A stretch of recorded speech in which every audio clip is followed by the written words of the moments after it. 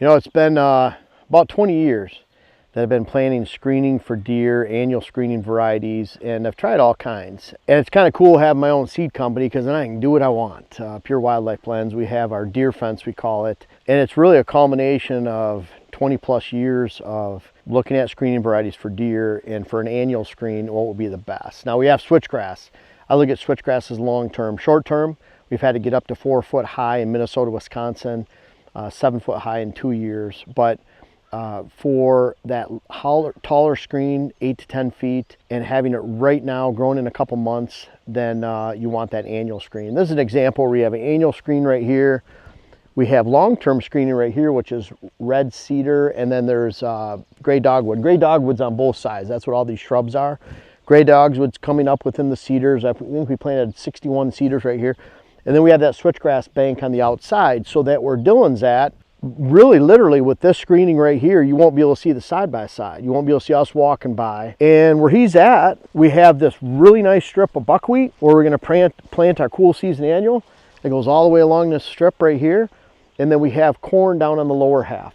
We have the annual screening that goes right around these two sides. And that's really to make sure that you can't see, even through the gray dogwood or anything, you can't see the deer in here. What that sets up is we have a beautiful, one of Jack's tower stands over there from Family Traditions. We can get into from the back, never spook any deer out of here. That's a gun season stand, muzzleloader. And then we'll put a redneck right behind the gray dogwood in that hole, so we can come in right behind it, get up, and we'll only put that on a 5-foot platform. Really important. We'll have to cut a little hole out of the screening, but this annual screening blend, there's 2 different types of sorghum that are more stiffening varieties, non-sweetened, non-sugar contained sorghums. We don't want those to be browsed on. And then we have Egyptian wheat in there at just the right amount. And I don't expect that screening to get 12 to 14 feet tall. I do expect it to get a solid 10 feet tall, especially in good growing conditions, which we've had, good soil, which we do have. The trick is not getting it so high that the leaf structure on that screening blend, think sorghum and corn, they're similar. You know, corn you can't see through. All the leaves are down into this range right here and up. And so even corn that's 10 feet tall, you can't see through it. However, if that corn were to grow 12 to 14 feet tall, which some annual screening blends advertise out there, then what's happened is we've had it out here. I didn't like it because we could sit on the food plot and then we could look through the stalks because the leaf structure was 6 to 8 feet high or taller, really tall, pretty cool. But the height didn't matter because we could look right through the stalks in a 12 to 16 foot width planting and see 200 yards out into the field. So instead, you want to look at more moderate height, but super dense and thick. And then that keeps it from blowing over too. You don't have those long stalks. And it doesn't matter. We've been to, I sent Dylan, I've been on a lot of properties where you have screening blends that looked really cool during the summertime, horrible during the fall. Really thin, you know, especially those stalks that you can look right through. So I want a screening blend that's more than that, 8 to 10 feet, maybe 12 in a perfect condition. But you have that leaf structure down to your knees so the deer can't actually see through it. Why don't we use just corn? You never want to use food in your screening blend.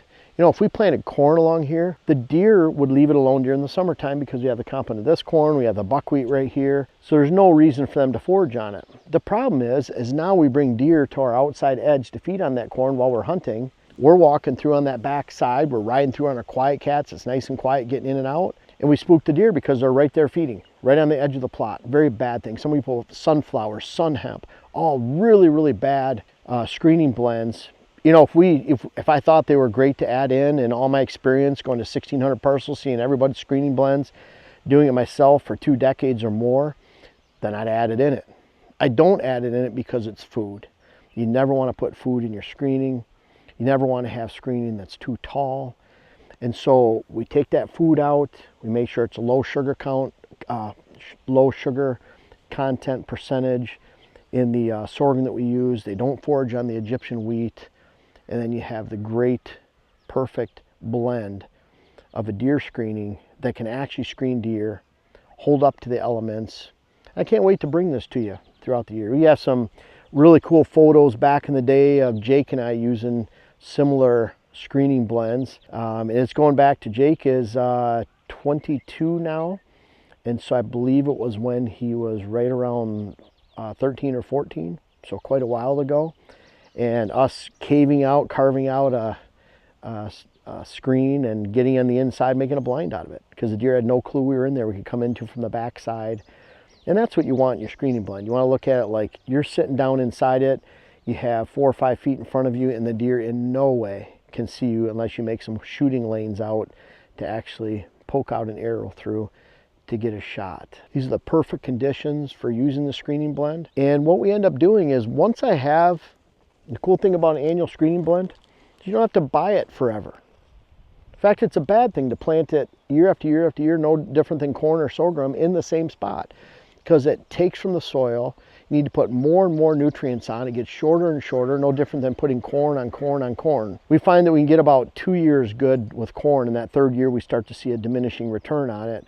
So we need to rotate it. We found what's best is we'll take that corn, next year it'll be on this top half, and the green blend will be on the bottom half. But by next year, the switchgrass up there should be in that 5 to 7 foot tall range, depending on how we do with the weeds. The red cedars and gray dogwood area should be in that 3 or 4 foot range.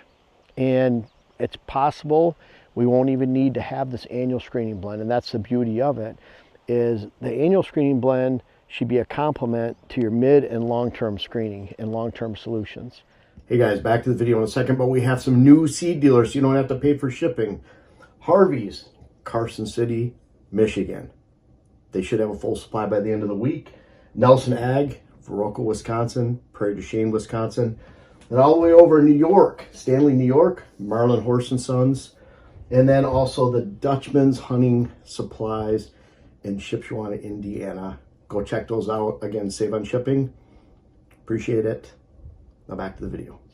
The cool thing is once we have the switchgrass up there, we have the gray dogwood and red cedar starting to work for us by the end of next growing season. We'll have the corn on the inside, so that even if a deer's on the outside couple of rows, they won't see us because we'll have enough screening between them and our access. Annual screening blend isn't something you have to buy every year. Maybe a couple years, because you should be looking towards the long term and certainly having midterm, long-term solutions, and even the switchgrass. We have some beautiful screenings of switchgrass. It's already right now in early July 5 to 5.5 feet tall. It'll go to a strong 7 feet tall plus. So consider what you're screening. Consider that using screening taller is not actually better. I don't want that. If I thought taller was better, I'd go buy it and add it to our mix. Also, what we use in a screening blend, and this is really important, I shouldn't have glossed over this, is the screening blend should be able to be planted with light tilling equipment. You know, some of the screening blends out there, you need to cover it up by a 1/2 inch to 1 inch of soil. Egyptian wheat and sorghum, you do not.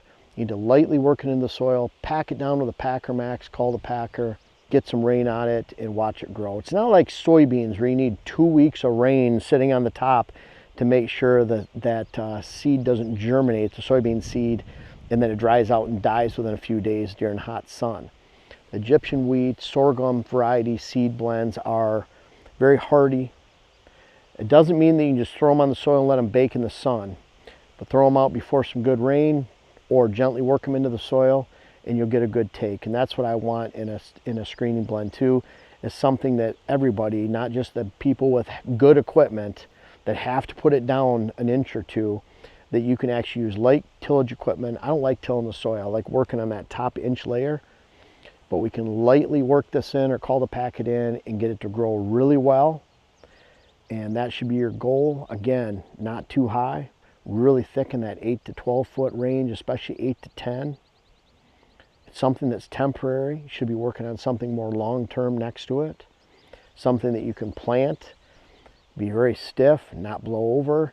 And then certainly something, again, that you don't have to keep planting every single year. It just takes time, resources, and money. Something deer don't want to eat. Think of those things when you're planting screening for deer, and you'll be on track. Whatever brand you use, whatever type you want to make your own blend. Just gave you the secrets to it for this fall. Hey everyone, thank you so much for watching the video. I appreciate you watching the videos. We have over 600 articles on whitetailhabitatsolution.com. It's all free. And I also appreciate those of you that check out our books. I have 5 books starting from 2012. We have web classes on the site, whitetailhabitatsolutions.com. Check out Pure Wildlife Blends. I really appreciate you guys that have already purchased our seed. We've had thousands of people. We've shipped to 48 states.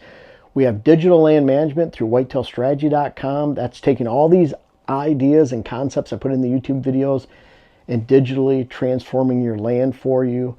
And then finally, we have our clients and client visits. We'll visit over 300 clients as a group this year. We visit anywhere in the country. Boots on the ground is always the best, but we have a lot of ways to help you, from free to client visits and all in between. Check us out again, whitetailhabitatsolutions.com, Pure Wildlife Blends, and whitetailstrategy.com.